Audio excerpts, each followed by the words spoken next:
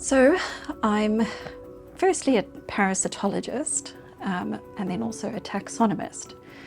So being a parasitologist, I focus on microorganisms that infect vertebrate animals.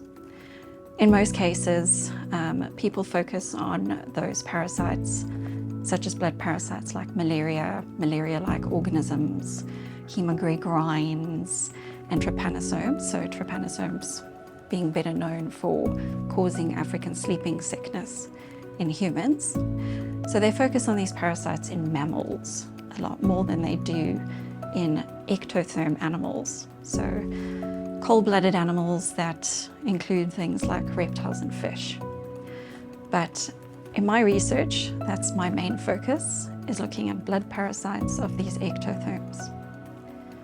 And also trying to find out, so I try and classify, redescribe, describe them, name them. So I'm typically a taxonomist.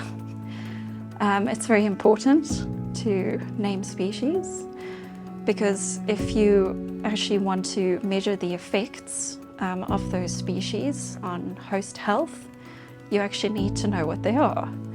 So they need to have a name, they need to be described, and we need to know what their phylogenetic placement is in the phylogenetic framework. So that usually we do that by morphologically describing these parasites as well as molecularly characterizing them so that we can add them to that phylogenetic framework and discover what their taxonomy is. One of my, I'm going to say, passions is tortoises, or chelonians in general, so terrapins, tortoises, sea turtles, and they are often infected with these blood parasites. But once again, many of them, even though they have been named and classified in the past, a lot of this was done 50 to 100 years ago. So it's very much out of date. And with the advent of molecular sciences, we can now go and reclassify them and see where they fall. And you might ask, why do we need to know what they're named and describe them into their different genera? It's so that we can figure out how they are in fact transmitted.